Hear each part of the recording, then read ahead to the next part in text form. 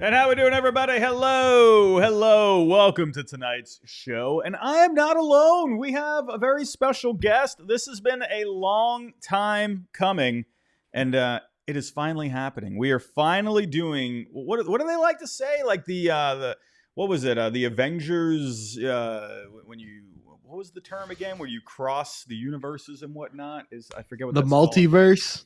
Yes, that's what it is. That's what it is. Anyway, Red Seat Radio is joining us tonight. Finally, welcome to the show, my friend. How you doing? Yeah, thank you so much for having me, man. I'm truly excited. Yeah, this is like you said it feels like this has been something we've been talking about for 6 months and they're just haven't been able to do it. So it's really cool to get on here, especially with the new monster territory. Yeah, man, we're excited about it over here, formerly known as Fenway Faithful, and we are now Monster Territory with the Foul Territory Network, and lots of exciting things coming up this year. I mean, we've had a lot of off-season news. This is so much better than last year, where I think I said Jordan Montgomery probably about 1,282 times. I would have to go back and count Yeah. that again. But it's a much better offseason. Sure, it's been a little slower over the last few weeks, month or so, but we've had a lot more to talk about. There's been a lot more excitement. You had Juan Soto, you had the Garrett Crochet trade, bringing in Walker Bueller. There's been rumors that we've been able to chew into. Before we dive into everything, what are your general thoughts on this offseason so far? Yeah, I was talking about this earlier. I think it's a right now I'd give it like a C plus. If I was to give it a grade, I'd give it like a C plus. Mhm. I think they have significantly made themselves better. Um, they could have made themselves much better. Mhm. I think is sort of the way people are looking at it, but they have legitimately made themselves better. I think you extend Crochet gets into the B territory. Um, yeah, it was fun. You're right. It was absolutely fun this offseason being able to actually discuss legitimate because last offseason it was sort of, hey, hypothetically, if the Red Sox might be interested in this guy, we could have a conversation about it, but that was it, right? Yeah. There was never any connection. Um, so yeah, it's been a interesting offseason to say the least for sure. Yeah, for sure. I'm still kind of coming up with my grade. I'm, you know, uh, I'm waiting until everything is over. I feel like one more move is going to happen, right? You got this Alex Bregman market that's still trying to find its way to the finish line. And, who knows what ends up being a fallback option if they don't end up in, which at this point, it could very well be the Chicago Cubs, maybe a return to Houston. Who knows? Maybe a surprise team comes out of nowhere. But it feels like, at least as of right now, and who knows, maybe this could actually be, I don't know, sometimes when it's quiet, good things can happen, but I'm getting this sense that you're not hearing too much on the Red Sox with Bregman, that maybe that is not happening. What are your general thoughts right now with Alex Bregman and the market, hearing all these things about the Cubs, the Astros, what are your thoughts on that? I'm kind of ready for it to just end. um, Yeah. I'm gonna be honest. I'm still not confident in the Red Sox ability to land him, and it's not so much because I think the Red Sox are leagues behind everybody else. It's mostly because I don't think the Red Sox are going to be the team that takes that extra step, right? So we heard recently the Astros in there. I can't remember if it was just their media availability day. We're talking about Bregman like he'd already gone, which I think was a little bit of a different step in phrasing than what they've said recently. We heard the Cubs with the creative 4-year offer, whatever that means. The Red Sox are right kind of in there. We know the Tigers aren't going up there. My fear, and I think a lot of Red Sox fans fear, and just the overall vibe right now is that they aren't going to go from where they are currently to what it's going to take to actually get him to sign it. So I'm still not confident about it, but the longer he stays out there, the closer it gets to spring training. I don't know. There's a part of me that sits there and says, if the Red Sox go, hey man, look, we'll give you 3 years, we'll give you the highest AAV, and we'll give you an opt out after the first two, that he just takes it and would rather do that and bet on himself again next year, like we saw with Bellinger and Montgomery and Snell. So I think that's kind of where I'm at, right? I'm not confident, but there's a little tiny part of me that's still sitting there saying, maybe, just maybe. Yeah, I'm the same way. Because here's the thing: when it comes to the Astros, Jose Altuve has said he would like to move out to left field if that's what it takes to get Bregman back. So I'm kind of like wondering, okay, if he said that, if he's open to moving out there, which at the end of the day, it's the Astros, it's their final call, right, on who they want to have play where. But still, you would think, okay, if he's willing to make that move, then why not the Astros? Then I'm thinking here, okay, why hasn't that happened, right? Why has there not been a signature on the dotted line? It kind of makes me wonder, is it the money? Who knows what the offer is? Reportedly, it's a 6-year offer. I believe at one point it had been said like it was in the 150 range, but I mean, maybe that's a little too short on what he wants. And there's supposedly another 6-year offer out there. My guess it's the Blue Jays, based off of Yeah. how aggressive they've been. So I'm just like wondering, why isn't he taking these 6-year deals? So that makes me think, okay, could be open to a short-term deal. And we had a report yesterday that the Cubs have a 4-year offer on the table with multiple opt-outs, probably a higher AAV. And that's where I kind of get to what you're saying here, where the longer he's there and if a short-term deal is possible, then, why not go to Fenway Park where you have a Right. ballpark that fits him very well. You have Alex Cora there, right? I think Bregman would be amazing, right? Not just the bat, but just what he brings to the clubhouse. The guy's a gamer. He just wants to go out there and win, and he wants to compete, right? He's been that way, go back to his LSU days.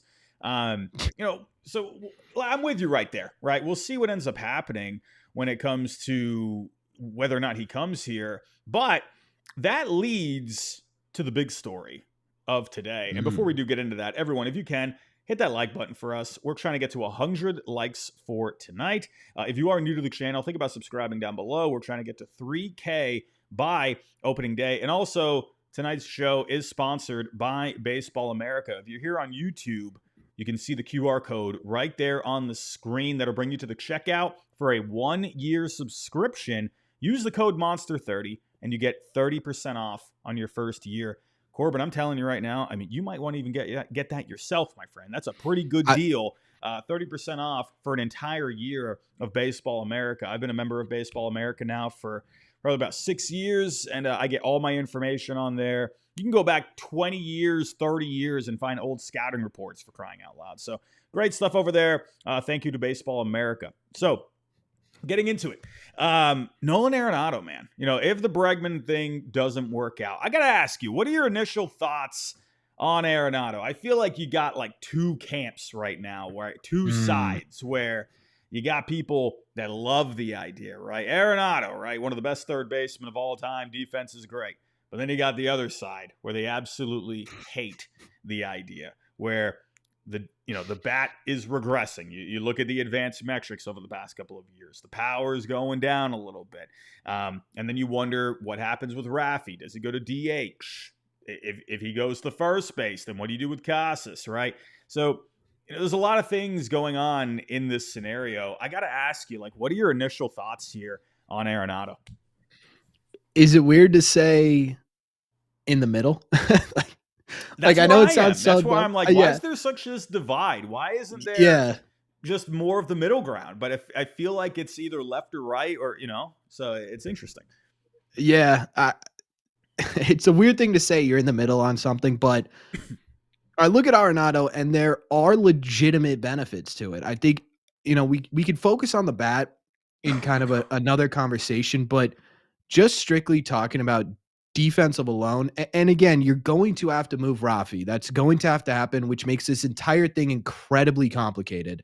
But if you can get Arenado at third base, all of a sudden you go from having a detrimental defense, a defense that quite literally costed you games last year, plenty of games last year, to that being one of your biggest strengths. All of a sudden you've got 3 potential Gold Glovers in the outfield. You've got 2 potential Gold Glovers on the infield, one of them being one of the greatest defensive third basemen in the history of the game. And all of a sudden, your defense goes from being such a negative to such a positive. And I think that's an unbelievably underrated part when we're talking about Arenado.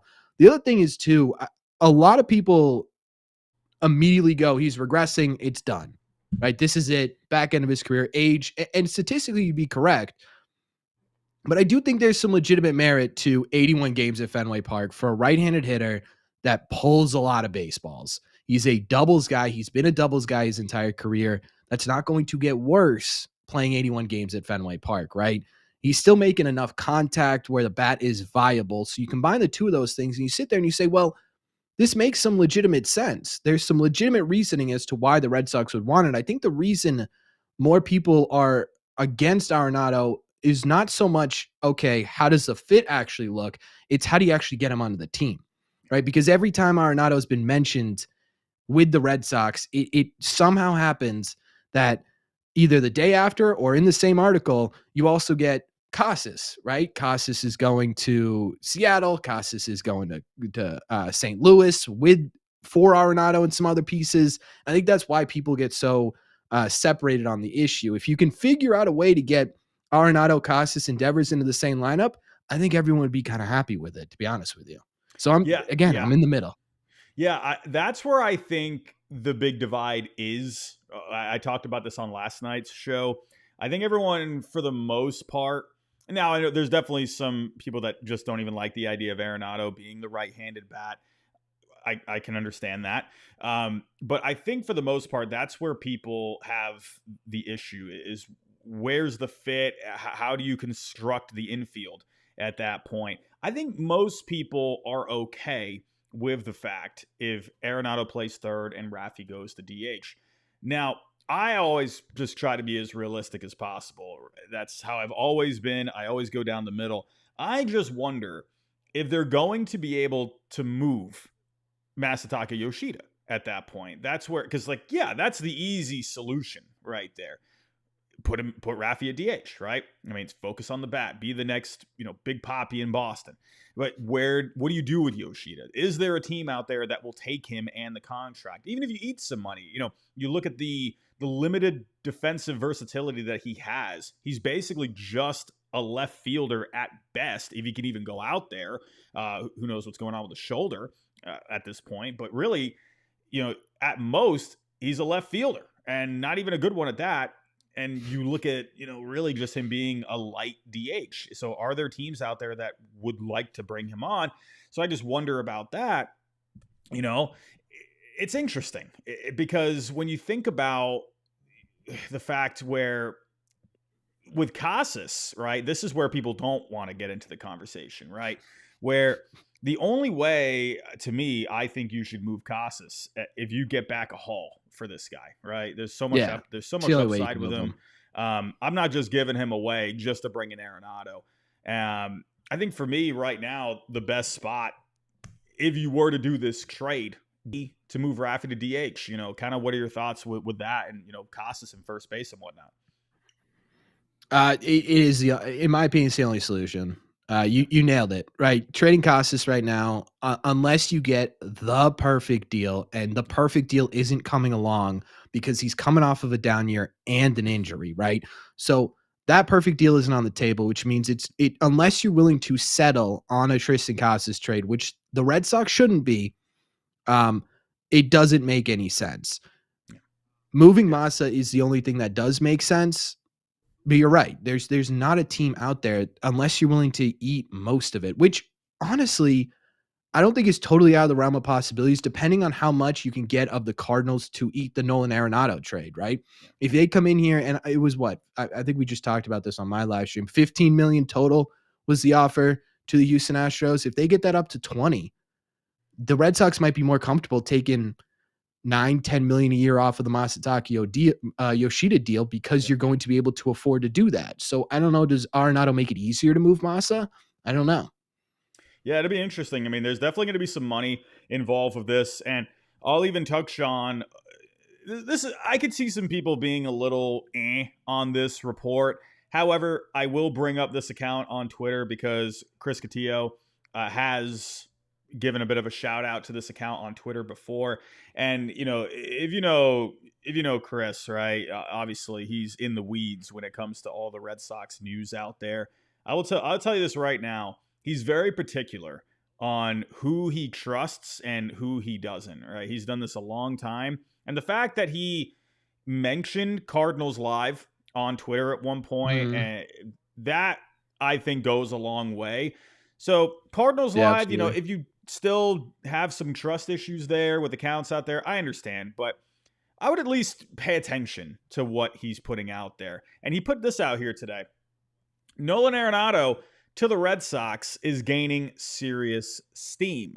Blaze Jordan and Nazan Zanatello are two names that have been discussed as a possible return to St. Louis. So, what that tells me is, coming up with terrible trades for the last, 4 or 5 years or so, is that means Tristan Casas probably is not in this deal, right? It's Yeah, probably going to can't be, be. if this is actually what ends up happening here, this is probably, you're looking at Arenado and some cash, right? Give a bit of a bit more to get out from the underwater contract, so that way St. Louis can get a couple of guys. If you go to Baseball America's top 30 for the Red Sox, they have, I believe, dropped out of the top 30 at this point. But those names are connected with Chaim Bloom because they were higher draft picks under Chaim Bloom. So there is that bit of a connection there. So I think it is safe to say that Casas is not going to be involved in this deal. The only way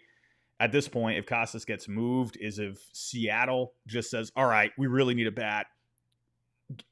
Bryce Miller, Brian Wu. I don't see that happening, but that's the only way I could see it happening at this point. I got to ask you, what are your thoughts on, Cardinals Live picking up some steam on Twitter? Are you a believer? Are you a non-believer? You in the middle? Where are you at with Cardinals Live? I'm an optimistic skeptic. Yes. A lot of what he says about the Cardinals legitimately has a lot with especially the arbitration stuff. He was all over. Yes. He also kind of, or they, I should say, they also kind of mirrored what national reporters were saying with all the Arenado stuff kind of before it happened. So they definitely have some legitimate backing when it comes to Cardinals information. Now they've started to branch out a little bit and do some MLB stuff. That much I don't really pay attention to, but with Cardinals stuff, I do think there is some legitimate merit to it. Mhm. It's interesting to me that they mentioned Blaze Jordan and Nazan Zanatello because those are such specific names that, a normal kind of person who was just trying to guess or maybe they were just making stuff up. I don't know if they'd gravitate towards Blaze Jordan and Nazan Zanatello. So I think that's kind of the interesting part in all of this is it's so specific and almost too specific to be something that they just flat made up. So again, optimistically skeptic. Yeah, I actually had when I saw that tweet today, I thought to myself, I swear, I have done so many trade scenarios over the last like couple of months or so, and I know I have used Blaze Jordan and Zanatello in there because I just think because Loom picks and Yeah. when you look at their trade values on baseball trade values, and you throw in a little bit of cash for the Arenado, it lines up. So it was funny because people are like saying, wait, are you the source, Robbie? And I'm like, well, hold on a second. I'm not Cardinals Live over here, all right? But it is interesting, and I agree there because when you look at it from a value point of view, when you look at the Chaim Bloom connection with those two prospects, you look at the cash that's been reported with the Astros in the past. I think there is some realism to that. Again, be a bit of a skeptic, right? You can, a little optimistic there, but I actually do believe that. I feel like there is something to that. It'd be interesting to see if this actually gains some steam. One little theory that I put in my head today, and I don't know if it's really all that much. I want to ask you about it. Is Sure. I was thinking, okay, you know what? All right. We've been getting the Bregman news the last couple of days with the Cubs. The Astros, Dana Brown reportedly said, we've lost Bregman or something along those lines. I'm paraphrasing. Not really much on the Red Sox. Could this maybe be some kind of a leverage play to maybe try to get Boris to, maybe kind of come back to the Red Sox a little bit? Like, okay, all right, Bregman, all right, Cubs, fine. We'll go talk with the Cardinals about Arenado. Maybe that could try and get Boris to kind of get the Red Sox back involved a little bit more. Or is this actually just a pivot? I got to ask you, do you think this is more of trying to get Bregman to come back around a little bit? Or do you think this is an actual pivot? So I got to be honest with you. I had the exact same thought. I even talked about it in the video today. The exact same, almost word for word to what you said. My mind kind of goes towards this as a legitimate pivot. And again, it goes back to the Red Sox are clearly trying to play real hard ball with Bregman. We've known that for months now, right? It's been a conversation that's been had even outside of Red Sox spheres for months. Mhm. I just don't know where the line is between hardballing him and just simply, okay, cool, dude. Like, we're not going to give you 5 years. You're going to get 5 years. We're not giving it to you. We got to step away. Yeah. To me, this sounds more like we got to step away than it does the Bregman thing, but it is kind of a weird coincidence that all of a sudden you've got the Astros saying, you know what, maybe we're good. Maybe we don't want them. All of a sudden we've got the Cubs, offer being leaked out to everybody. And all of a sudden you've got the Red Sox pivoting. Yeah. Like that's a weird string of events to not be, or to just be a crazy coincidence. So I don't know. There could be some merit to it, but my sort of pessimistic Red Sox brain is sitting there saying there's just no way it's hardballing. I think it might be a legitimate pivot. So I don't know. I think it's one of those things where it just, we could talk about this for 4 hours straight, and Yeah. I don't think we'd come to a conclusion. Yeah. I'm starting to get the feeling it feels like a pivot, right? Because I don't know. Yeah. I think about it like, okay, if this is them trying to play some hardball, I mean, I don't know. I mean, reportedly the Cubs offer was north of 100 million, right? A lot of people were thinking Yeah. it was 4 for 100, but I'm like, no, it says north of 100 million. So I'm thinking, I don't know, this is me just guessing. I'm thinking it's probably closer to that $30 million AAV, because there was a report that he doesn't want to come down too much from that, if at all. So I'm guessing it's probably somewhere in that 4-year, 110 to 120 range, and it probably has a bunch of opt outs in it, kind of like the Chapman deal. Yeah. That's what I think. It's interesting. But that's where, again, I still wonder if there is a bit of a door cracked open there, because the man would eat at Fenway Park. Like, You he would has crush. had many meals at Fenway Park here for his career, and he's always been a good hitter there. So that's why I wonder if there's a deal sprinkled, with a bunch of opt outs, why not go to Fenway and juice up your numbers? But I am starting to get the feeling that maybe it could be the Cubs at this point, and maybe they turn around and they trade Nico Horner. And then you got Matt Shaw there in the fold. I think that'd be a pretty good team. If I got to ask you, Yeah. what do you think there about the Cubs? I mean, you'd have so much talent on that Cubs team. I mean, goodness gracious, It Bregman, would be Kyle Tucker. I crazy. mean, crazy. And it's such a wide open division too. It's a Yeah, wide open division. So them even bringing in Bregman, they're trying to recreate Houston, which I think is funny. But right. I mean, it's literally like a wide open division. You brought in Kyle Tucker, you've got Cody Bellinger, you've got Alex Bregman, you've got that young kid Pete Crow Armstrong, right? You got Saya still on the team there. Yeah. It kind of all comes down to the pitching staff and whether or not they stay healthy. But they could be really, really good if they get Bregman, like a legitimate Yeah. contender. I mean, it's tough to be any team in the NL right now with the Dodgers, but they could be a real good team. Yeah. We'll just have to wait and see what ends up happening with that. I would still love Bregman here, but I can understand where people get that concern where, okay, well, what happens with Christian Campbell? Like, where does he play? If Bregman ends up playing second base, where do you put Campbell at that point? Does he go Oh out to yeah, left? That's where I kind of wonder if the Red Sox have been kind of just waiting this out, and because they know they have Campbell there. I know they're very high on Christian Campbell. They think the world of him, and I think they think that he could be a guy that contributes a lot this coming year. That's where I wonder. I think they're just waiting for the Bregman thing to play out. They have an offer there. If he doesn't take it, all right, turn to Arenado. I do want to float one more idea for you. Now, all right. I wonder, again, if they can't move Yoshida, let's say there's not a team out there that's willing to take him, right? Even if you eat some of the money, what do you do there now, right? Because if Casas is staying, Rafi moves the DH. Well, what do you do with Yoshida at this point? One idea that I had today was, okay, what if, because again, we found out over the last couple of months that the reason Yoshida wasn't playing in the outfield was because of the shoulder injury that he had. And, it's looking like everything's going smoothly with that. So I'm thinking, I know the defense isn't that great out in left field, but if you want to if you want to fit Arenado in and take Rafi off a third, well, maybe you could move Yoshida out to left field. You could have Duran, Abreu, and center and right, and maybe Rafaela becomes a super utility guy. Kind of what's your thinking there? If you can't move Yoshida, how do you think this fits? It's an interesting idea. Um, I'm just trying to go over it in my head. It's a 81 lot. games at Fenway with Yoshida. Yeah.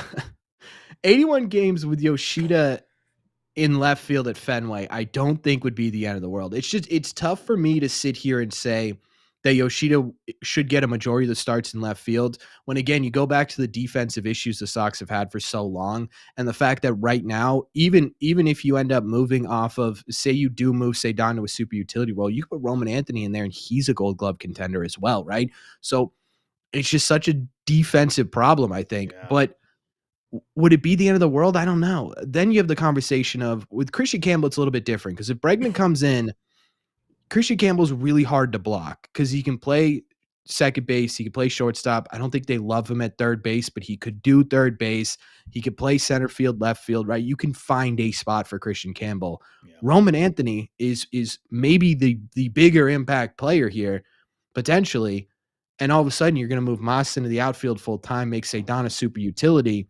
What do you do when he's ready to go, right? I mean, the question's already there, but it gets more convoluted when you put in Masataka Yoshida as a full-time outfielder. So I Yeah. don't know how that works. I genuinely, I go back to, it's either you trade him or you DFA him, and it would be, in my opinion, dumb to DFA Masa because he's still Oh, a productive player. so He's much still money a, too. yeah, but he's still a legitimate productive player. Yeah. So I don't know, right? Outfield, yeah. If your plan is Roman Anthony at the deadline, and you could move Willier at the deadline, or maybe Massa gets some legitimate reps in the outfield and he's worth moving at the deadline, and someone is trying to take on that contract, maybe that's how they play it. But Mhm. if Roman Anthony's ready in May, Yeah. I think that's the bigger question. Yeah. Because, yeah, Arenado would be great, but do you want to block Roman for him? I don't know. Kind of makes me wonder if, because you do have the Roman Anthony thing, right? Kind of makes me wonder if if they do get Arenado, if that happens, um, maybe they go with a scenario where Yoshida's in left field at home, and then maybe when they go on the road, depending on the ballpark, if it's a big outfield, then maybe you go with Rafaela in the outfield at that point. And if you're at Fenway Park, Mm, you go with Yoshida in left field, and then Rafaela, you kind of just find a way to get him into the lineup, if a guy needs a day off or, whatever it may be.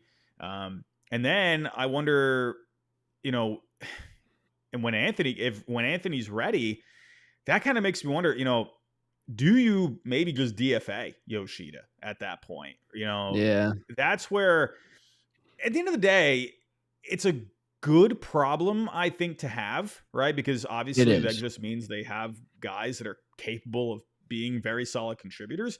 But I do think they're going to have to figure this out at some point. I think the best scenario, again, is to try and find a trade partner.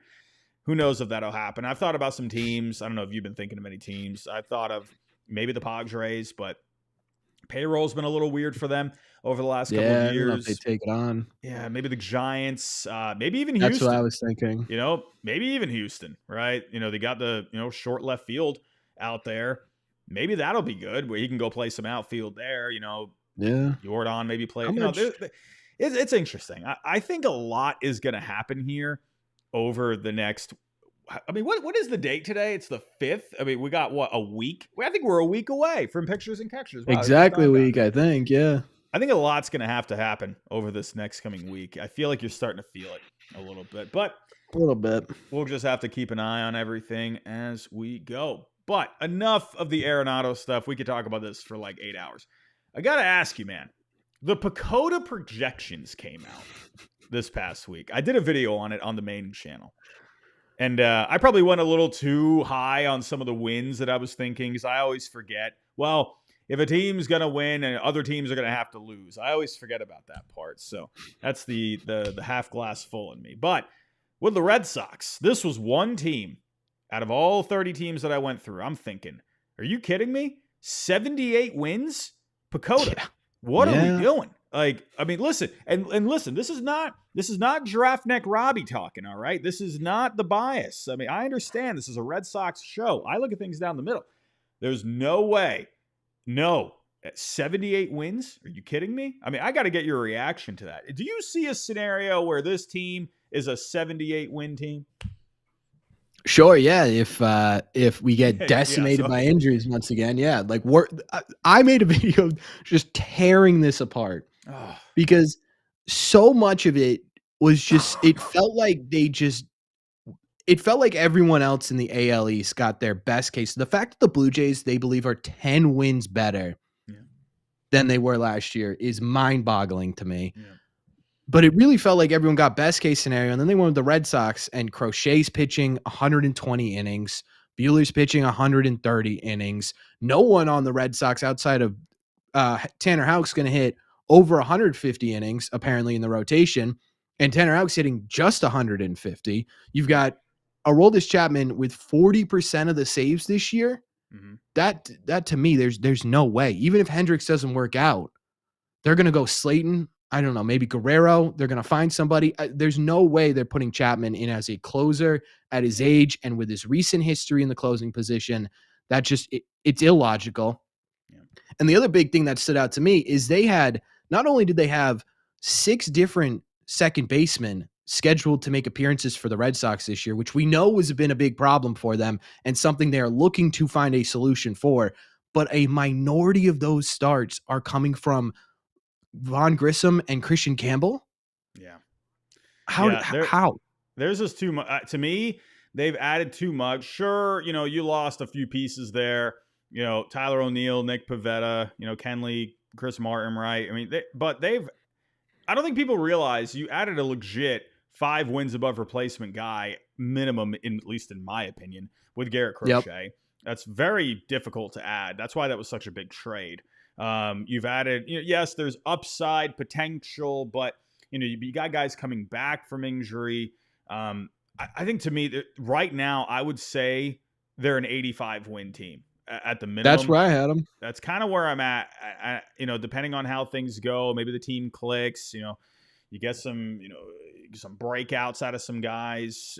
Duran stays the way he is. Yeah, I think 85 wins is realistic. I do just want to say really quick, we do have some breaking news.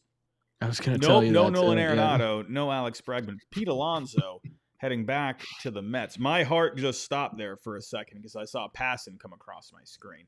And I'm thinking, oh man. But no, Pete Alonso heading back to the Mets, ladies and gentlemen.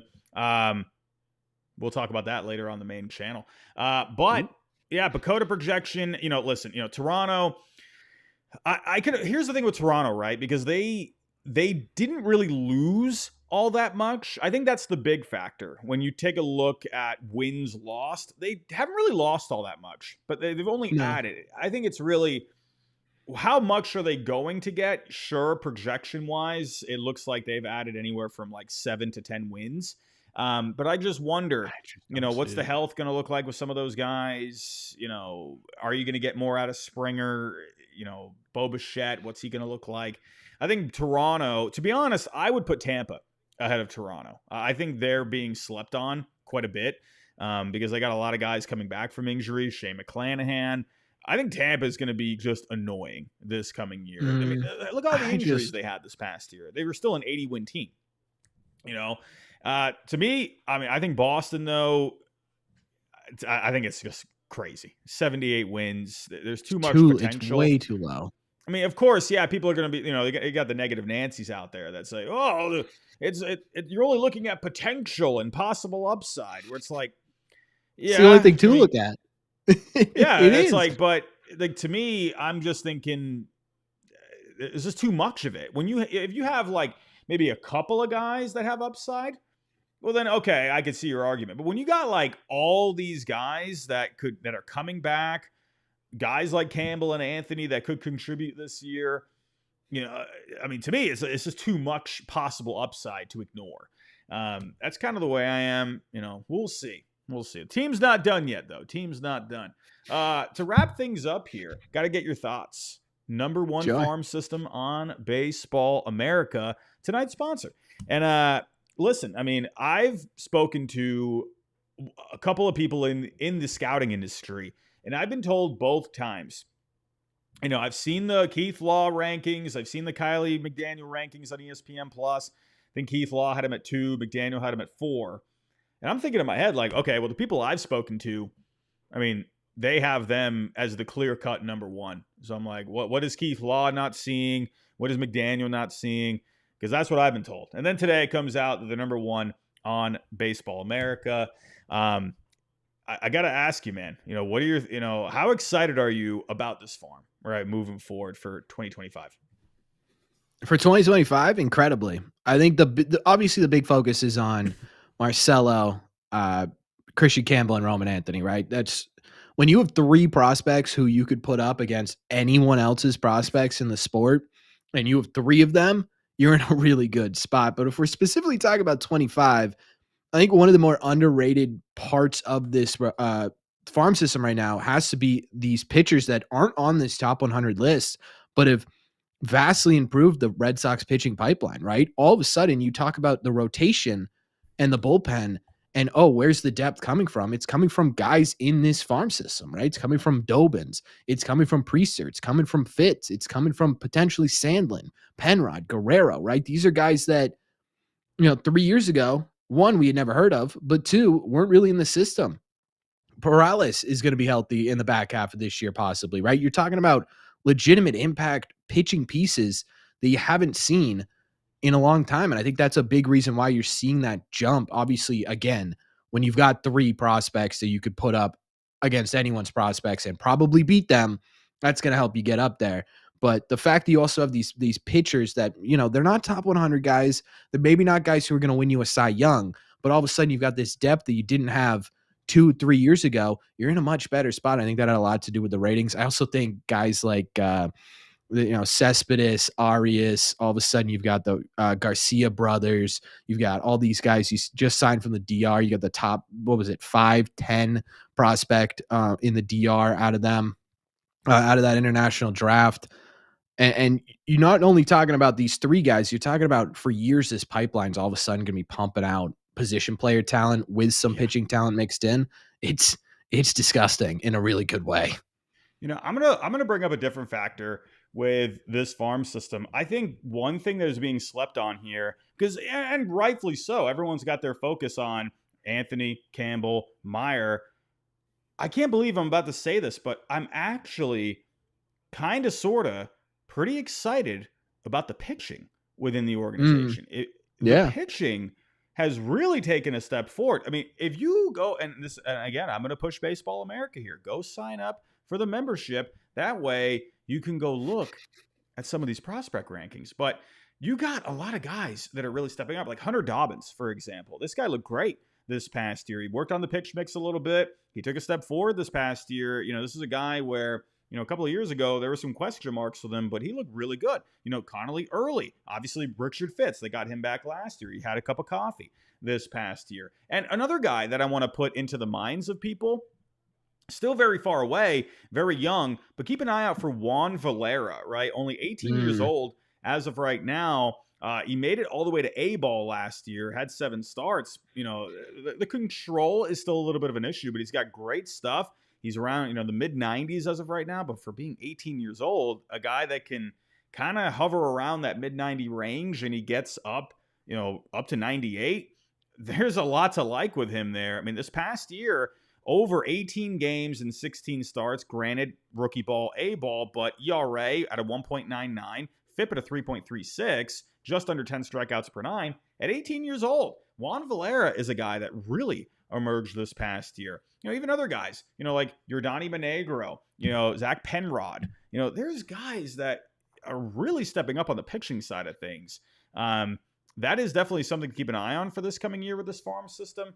And that's what another thing I think when you take a look at, McDaniel and you take a look at Keith Law, I don't know. It almost feels like, did they sleep on the pitching side of things? Because I think, yes, you would like to see a a guy that's in, higher in the top 100 when it comes to a pitching prospect, sure. But they've built some really good depth. And don't forget about Peyton Tolley, right? They just drafted him this past year. The guy's like a linebacker, for crying out loud. He's huge. He's like 6'6", 250. And there's still velocity to add with him, right? This is a guy that was kind of a two-way player in college, and now he's just focusing on pitching. A guy that's just massive, and he's hard to pick up. The extension with him is so is so good, right? So when the ball comes out of his hand, it's so much closer to the plate, and it looks like it's got extra life on it. Imagine when this guy, with how big he is going to add some velocity, improve the Yeah, stuff with the Red Sox pitching lab. I wouldn't be surprised at all to see this pitching take a huge step. And like you mentioned too, right? You got some other position players that are further away, Cespedes. Let's see if Miguel Blaze can finally get something going. I'm yeah, excited please. about it. I think there's a lot of talent in this farm system, and hopefully we see more good things this coming year. But everyone, we're gonna wrap things up right there. Um, Red Seat Radio, my friend Corbin, thank you so much for coming out here today.